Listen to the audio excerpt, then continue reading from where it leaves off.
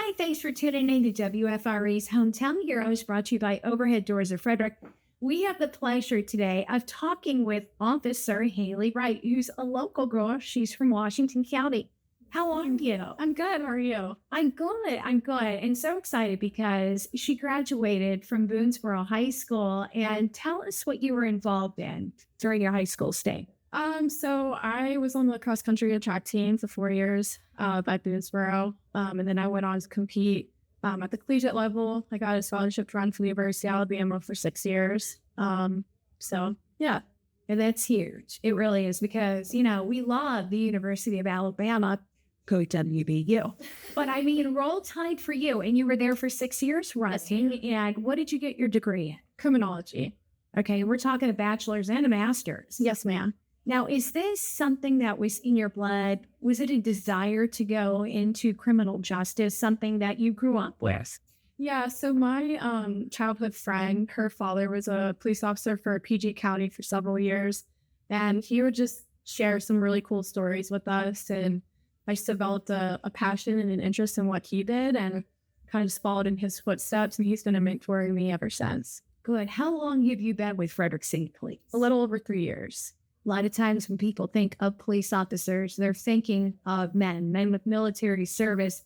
You don't fit that scenario because you look like you could be in front of the camera. That's why you're a hometown hero.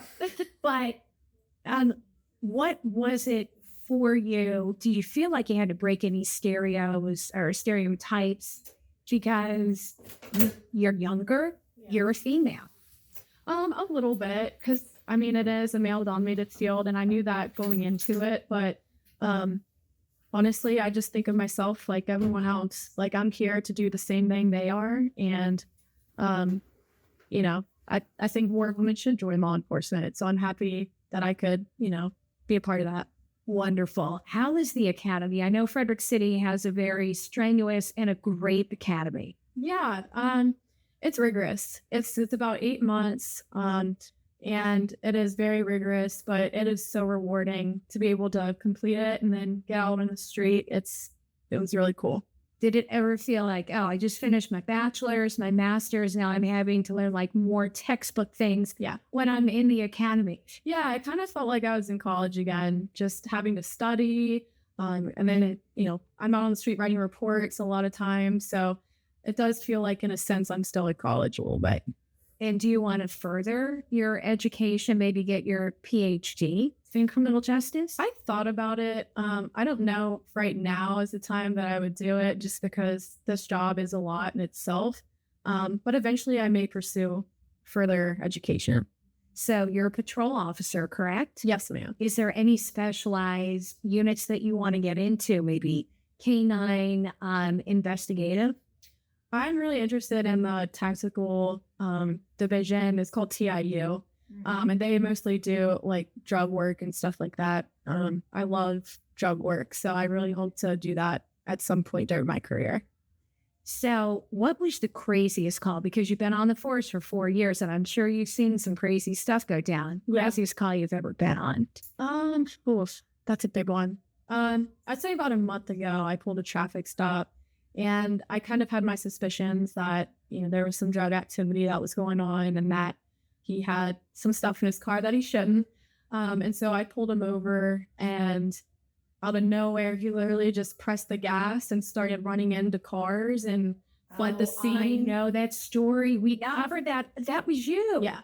Oh, you're so lucky that you didn't get hit. That was crazy. So how did that end up? So we eventually caught him. He ended up crashing his vehicle and then fleeing on foot. And there was an officer that happened to be near the area that he crashed and caught him. And he's been held ever since. So good.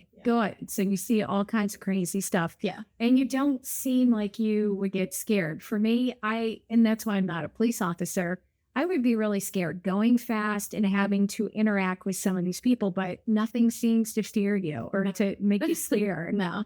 That's wonderful. 2 last questions. Do they let you have nail polish or anything? Can you ever get your nails done or toenails? I was like, do you get those to do those things?